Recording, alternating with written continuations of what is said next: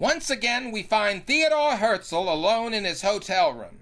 As he starts talking to himself again, we suddenly hear someone else coming out of the bidet. It's Kana, Theodor's only friend. This time, Theodore is actually talking to someone about a novel that turned into a practical plan for him to orchestrate the mass exodus of all the Jews from the European continent. A plan he figured would maybe happen sometime next Tuesday. He called it a night shelter, a place that could be anywhere as long as it was habitable, a place to escape to just to get everyone off the European continent and away from the persecution that inevitably went along with dwelling there. Right there, alone for a couple of weeks in his hotel room, Theodore realized that he is the kind of guy who might just lead his people to the New Jerusalem. He figured the New Jerusalem would probably end up happening in some sparsely populated area of South America, or some isolated patch of Canada.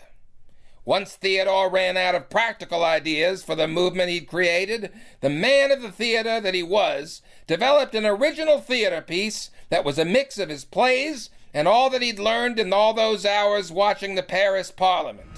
He called his piece Zionist Congress.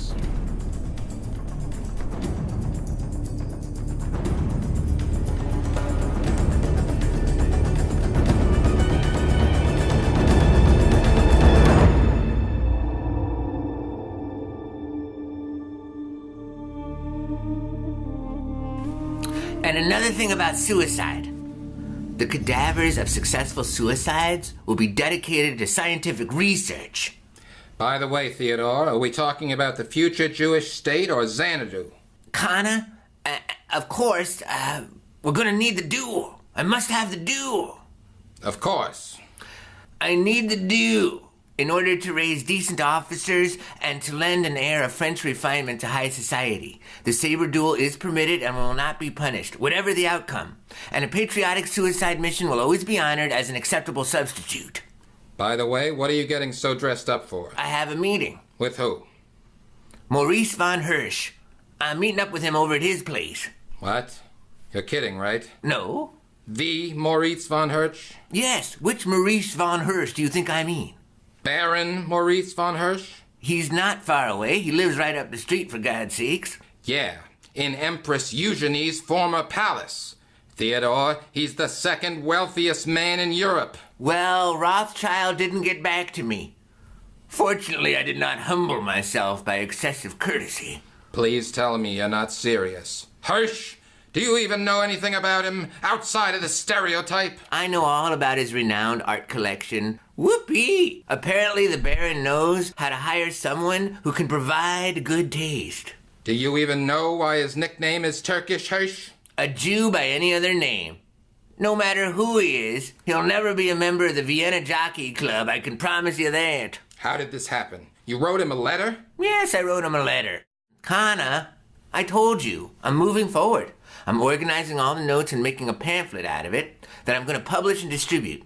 It'll be called The Jewish State by Dr. Theodor Herzl. I know you hated law school, but aren't you glad you put up with it? It's all worth it now that you can finally put that doctor title before your name to good use. Kana, I'm moving forward. I'm a man of the theater, and I know rehearsing when I see it. And all these anti-Semitic riots going on in Vienna and Paris lately, they're rehearsals. Mere rehearsals. I'm telling you, those people are rehearsing out there for something far worse that is to come. They'll call you an extremist and they'll be right. Kana, we're doomed where we stand. We've got to get out of here now. Hey, don't talk to me that way. I'm someone who knew you before you went messianic. You still think that all of this is just a good premise for a novel, don't you? Don't put words in my mouth, Theodore. I never said good. Theodore, up until now, this whole thing has been a fun daydream, taking place in the privacy of this room. But once you walk out that door and start talking like this, you'll be opening yourself up for ridicule. Aren't you afraid of ridicule? You always used to be. That's how I know this is great work. Because while working on it, I haven't once thought about myself. It must get to the people. The people? You don't even know who the people are. When was the last time you ever stepped in a shuttle? The answer, never. Theodore, it is not all right. It is just not all right for a renowned 35-year-old journalist to be confusing childhood fantasies with reality. It's just not all right? Oh, yeah? What do you think the German Empire was built on? Dreams, songs, fantasies, lofty imponderables, and black and red ribbons. All Bismarck did was shake the tree planted by the dreamers. Oh boy, this is worse than I thought. Theodore, please just cancel the meeting and send Hersh an apology. No way. I've put much too much effort into preparing for this meeting. I ordered a carriage. It's on the way. A carriage? He lives 4 blocks away. It's the only reputable way to arrive. And I've dressed with discreet care. Just look at these white gloves, Connor. They're perfect. They are? Yes, they are. You see, yesterday I purposely broke in this new pair of white gloves so that today they still look new, but not just off the shelf new. The rich must not be shown too much deference. Let me get this straight. Because you're happy with the way your gloves look, you think you're fully prepared to discuss the Jewish question tete-a-tete with Maurice von Hersh? I also happen to have 22 pages of notes prepared, divided into 3 sections: introduction, improvement of the Jewish race, and emigration. Besides, I know how to talk to rich, vulgar Jews who are trying to buy off their consciences by doing good deeds. I began my letter from the top with the statement, in no uncertain terms, that I feel he and I are equals. You told him that? Connor, you know me well enough to know that I am not impressed by the patents of nobility. Certainly not Jewish nobility of recent vintage. What else did you tell him?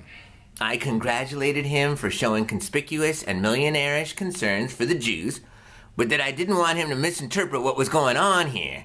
I'm not asking him for a favor. On the contrary, I'm offering him up an opportunity to finally do something worthwhile with his money. Theodore, that's puerile insolence. Don't tell me he actually replied to that. Well, kind of. He asked me to submit my ideas in writing. Well, I know when I'm being snubbed. I told him that what he's done up until now has been as generous as it is bungled. It sounds like a memo sent down from the Supreme Commander. That's when I got back the invitation to meet with him. Ah, there's my carriage. Gotta go. See you later. Anyway, dear listener, maybe you're interested in why he's nicknamed Turkish Hersh. It's because Hersh is a brilliant railroad tycoon and he's pulled off the impossible. He convinced the Sultan of the Ottoman Empire to let him build a railroad across the Balkans, connecting Turkey to the west. A butler shows Theodore into a room where Baron von Hersh sits in a deep armchair, reading a newspaper and smoking a cigar. Hersh talks to Theodore while looking over the top of his newspaper. Hersh, do you have a full hour for me? Because if it isn't at least an hour, I'd rather not even get started. Just go ahead. All right. Due to the pressure of time, I will skip my survey of Jewish history and move right to the conclusion. When the wave of pogroms started up in Russia, Hersh tried to bribe the Tsar. He personally offered the Tsar Nicholas the enormous amount of 50 million francs if the Russian government would stop its persecution of the Russian Jews and give Jews vocational training. The Tsar promptly said no. Our 2,000-year exile has robbed us of a unified political leadership. This grievous misfortune has done far more harm than all the persecutions put together. Hersh continues to give away huge portions of his vast fortune to Jewish causes and is officially a socialist. He is also, most probably, the greatest philanthropist of the 19th century. I propose methods radically different than what you practice. I want to make the Jews into a warlike peoples who are eager to work and who are virtuous.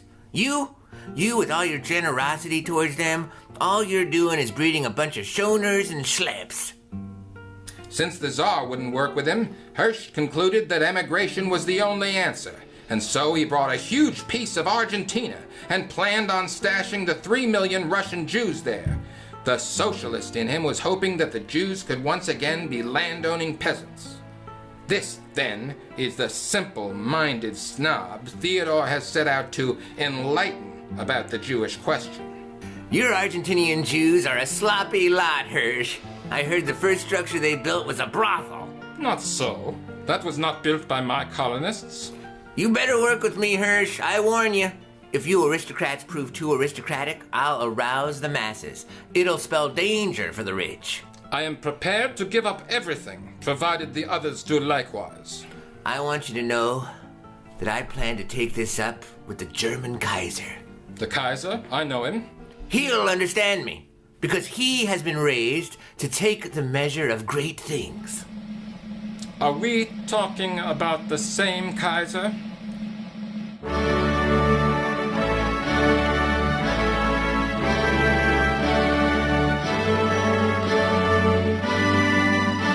What a curious day. Hersh dies, and I'm about to deal with princes. Well, can't afford to get dizzy at these heights. I shall think of death and be earnest.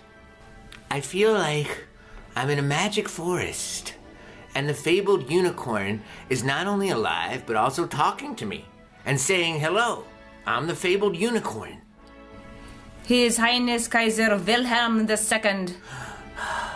Your Majesty, it is an honor, sire. Bülow and Eulenberg have briefed me, and I must say you have a solid idea there. The Jews are everywhere a nuisance, and I'm sure we'd all be glad to be rid of them. I knew you'd like it. The Kaiser conveys the impression of total self-control, a man locked tight like a steel safe. Palestine is a German protectorate? Of course I'm on fire and flame for the idea. Oh, sure, the Muslims would just give back Jerusalem to the Jews. Why shouldn't they? I think it will happen, most of all because the Sultan holds His Highness in such high regard. Your Majesty, I speak for all the Jews of the world when I say that we would gratefully accept such an offer from you. To live under your rule, Your Majesty, is to live under a strong, great, moral, splendidly governed, tightly organized government. Germany can only have the most beneficial effect on the Jewish character. Yes, you Jews should do quite well in Palestine. Plenty of opportunities for usury there. Yes, well, Do you really think the Jews are going to quit the stock exchange and follow you instead? It's all such perfect timing. I'm scheduled to visit Jerusalem next month. My engineers are already there, working out the details for my entrance into the holy city. It seems the Jaffa Gate is too low. Not enough clearance for me, my horse, and my helmet. So, we're removing a 50-foot section of it to make sure I don't have to humble myself by dismounting and I can just ride right through. Once inside the ancient gates, I will proclaim myself the protector of the Jews. as he gazed upon me, I could see his eyes. He has real imperial eyes. They radiate a strange, brave, questing soul. Und I have the perfect uniform for the occasion.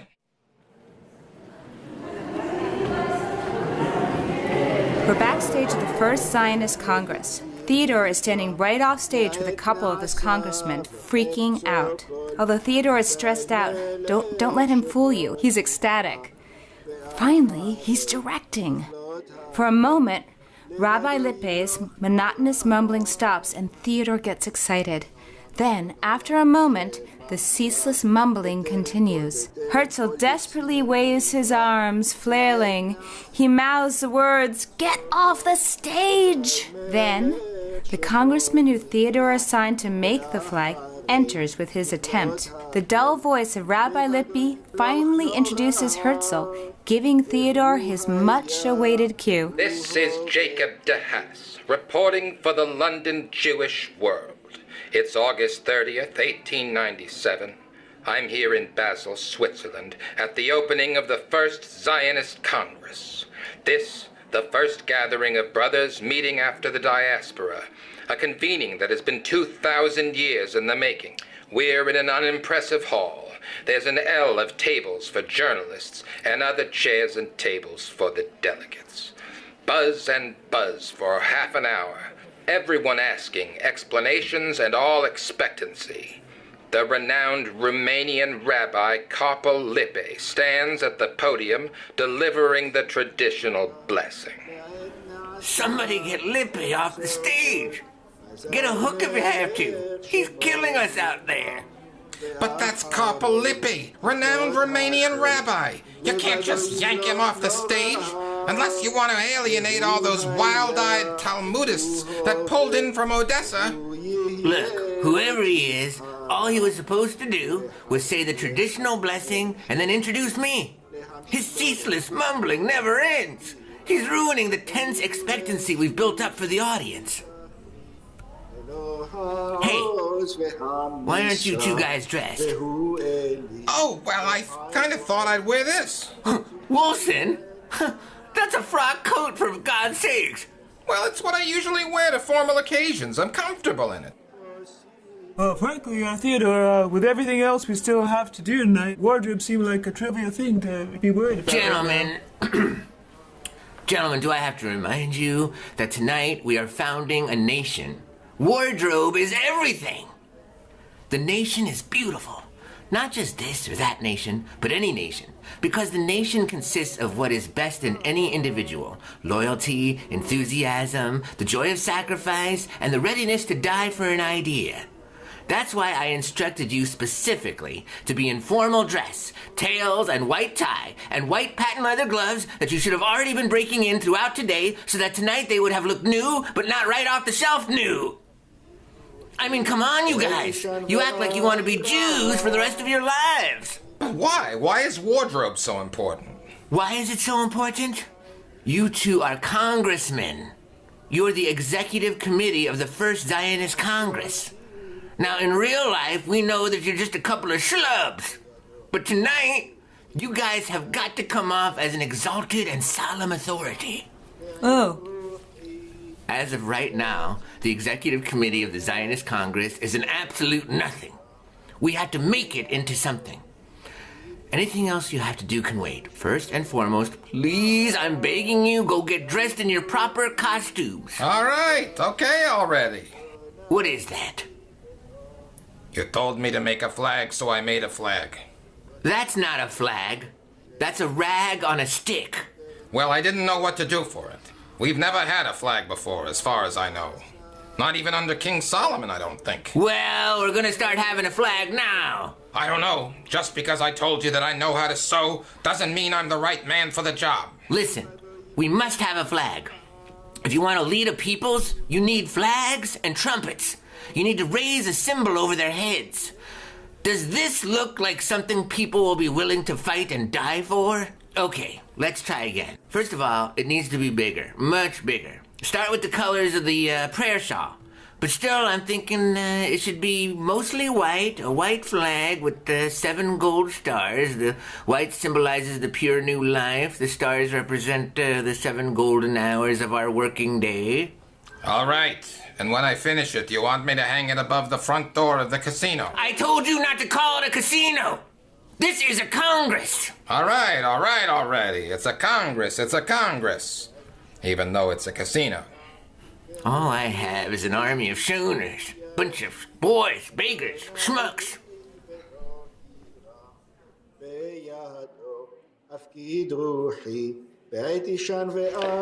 Then, once Rabbi Lippy was done, Dr. Herzl and a few others came out onto the platforms. The Congress was in being. The gathering leaped to its feet and cheered in the acclaiming notes of a dozen nationalities. Men climbed over one another to congratulate Dr. Herzl. A woman here from New York cried out to him.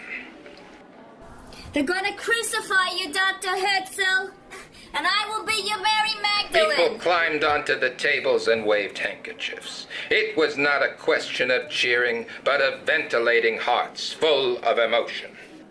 I have seen bigger crowds, and I have heard more vociferous outbursts. But the likes of this mass outcry I have never seen. It went on for 15 minutes.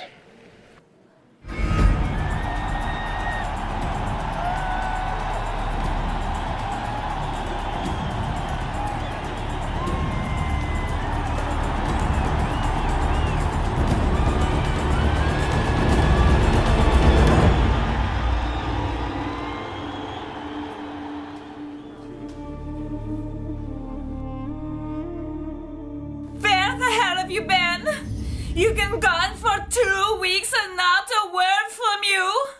Where was I? What was I up to? I'll tell you what I was up to, Julie. Just so happens I was busy founding the Jewish state. That's right. Over the weekend, I founded a nation. Oh, is that right? That's right. It won't be too long now. You dare to show up here with these fantasies after being gone for weeks, blowing my dowry, wasting all my daddy's hard-earned money on your stupid project? Whatever you're up to, I know you're just trying to get publicity for yourself and that crazy pamphlet of yours. Oh, yeah? If it's so crazy, why is it getting translated into all these different languages, huh? Well, hooray for you. Meanwhile, I've been stuck here the whole time being tortured by your parents. Your mother handed me another one of her formal memorandums. Oh, good. Goody. Mommy's rules of conduct, huh? Did you read it? Yes, I did every goddamn condescending word of it. She is the writer of the highest ranking, and she wrote all of that for your benefit, you know. And what about Daddy's information concerning the conduct of household affairs? Did he get that to you yet? Yes, that too. Good, good. We're all rooting for you to become a good and proper wife, Julie. Oh, God, what is it now? I've been trying to kill myself. Trying to get out of your way. I'm sorry it's been taking so long.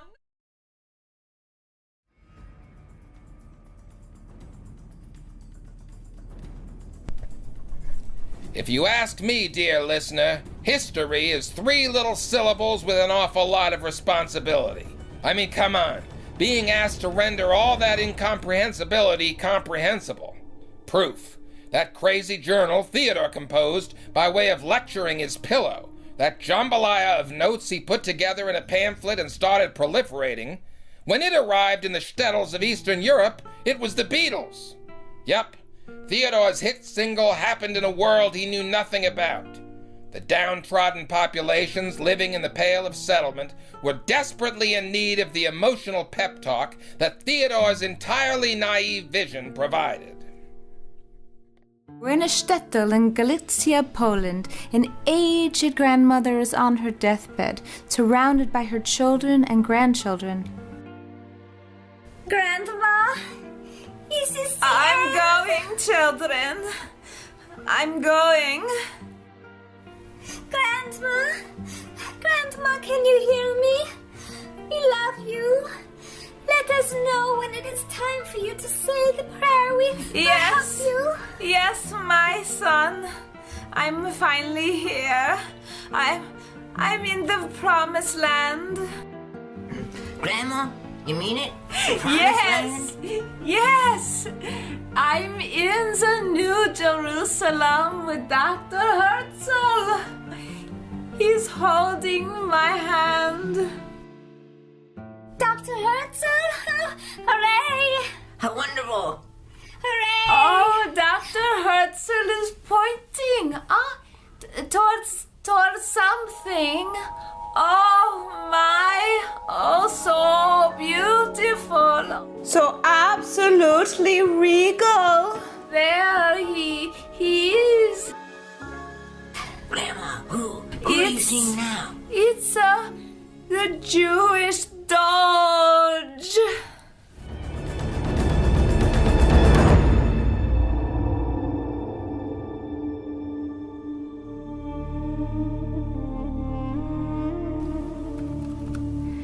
Theodore sits alone in his room, anxiously awaiting his only friend, Kana. Kana, finally you're here. You're not gonna believe it. It's the last thing you'd probably ever guess. Society is curious about me.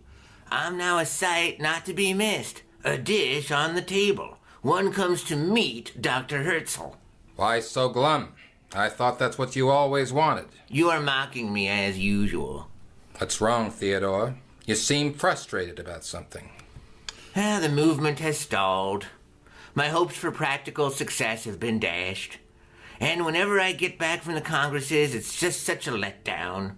It's always like this. Having tasted freedom and been lord for a week, I must now return to my humiliating servitude back at the newspaper, where I'm not allowed to think for myself and I'm just an office slave. Now you sound like an aging famous man. I much prefer the days of my youth, despite their melancholy aspects. In the Jewish question, I've become a world-famous propagandist. As a writer, notably as a dramatist, I'm a complete nothing. A less than nothing. I am merely referred to as a good journalist. Oh boy, this is worse than I thought. And yet I know that I am or was a writer of the highest potential who simply never got the proper support. What about the Congress? That seems to be going well. And that's theater that you're writing, directing, and starring in. Well, I did get some good votes in at that last Congress, and I told them that in the future Jewish state, those who successfully commit suicide will have their remains dumped in a potter's field and their estates will be confiscated. Why do you keep bringing up suicide? It's annoying. Fool! Scoundrel! Wretch! A whole life was lost that should have been ours, Connor. You mustn't blame yourself, Theodore. It was my decision. You were the only friend I ever had. You were the only person I could ever be myself with. It all happened so long ago. Already I've been gone for so long, I can't believe you still bother with me at all. I mean, I barely remember when it was. I offered to help you out with money so many times. You always got offended. Can you imagine how badly I felt? I should have done something, anything. I had no idea how bad off you really were. Theodore, you could never understand. You're the son of a wealthy banker who adores you. You don't know shit about the real world. When I was alive, I lived like a rat. Come on, Theodore, cheer up. Why don't you tell me about your new play? Which one? I must say, Theodore, that your new plays show a notable progress. Not in your playwriting, of course, but in your venomous attacks on your wife. Oh, well, thank you. I suppose you're referring to my delightful but ambitious bedroom farce, The Sinful Wife. Schopenhauer's misogyny was a source of inspiration. And what's the title of that recent one, featuring comic opera characters and libretto prose? That one was called The Fleshpots of Egypt, but I recently changed the title to Our Cathy. I'm sending it around now. But you know, during this last Congress, what occupied me the most, more than my Congress speech, even more than the Congress itself, frankly, was finishing the new draft of my newest play. I think this might be my masterpiece, Kana. This is the one that is bound to get me into the Berg Theater. Really? I can't wait to read it. What's it called? Well, originally, it was a one-act called The Ghetto. But lately, I've expanded it into 4 acts, and I changed the title too. Now it's called The New Ghetto. Great title. What's it about? It's a simple plot, really. Our hero is a young Jewish lawyer who has been blessed with angels for parents. Though still nominally Jewish, the young lawyer has severed all links to the past and feels totally at home in the world of the Gentiles until he becomes ensnared by the spoiled daughter of a rich, crooked Jewish speculator. The marriage quickly disabuses our hero of his illusions, and he sees things as they really are. His best friend is a Gentile with political ambitions, and his ambitious friend drops our hero as a potential liability to his future political career. Meanwhile, his crooked Jewish speculating father-in-law gets our hero involved in a scheme to acquire a coal mine owned by an aristocratic German playboy. The very same aristocratic German playboy who happened to once figure in an affair of honor and had challenged our hero to a duel from which our Jewish hero had been forced to back away because of his father's sudden illness. Before the coal mine deal can be consummated, the mine workers mount a protest against unsafe working conditions in the mine. Our socially conscious young Jewish hero lawyer, he withdraws from the case, returns his fee, and organizes another strike. But as fate would have it, the new strike that our hero had instigated results in a mine disaster. The German playboy accuses our hero of being part of a Jewish conspiracy to ruin him, and thus challenges our hero to a duel. Then, our hero redeems his honor and his race by getting himself killed in the ensuing duel with the aristocratic German playboy. As the curtain goes down, our hero, with his last dying breath, cries out, "Jews, my brothers! They won't let you live until you learn how to die. I want out of the ghetto." Herzl's character, the young Jewish lawyer hero, dies. Tune in for future episodes of Birth of the New Ghetto. Hear the illustrious discography of some of Theodore's greatest public tantrums at future Zionist congresses. Listen in to Theodore's attempts to convince the Sultan to give up Jerusalem. Enjoy a hangout with Herzl's political nemesis, as well as one of Theodore's biggest fans, Sigmund Freud.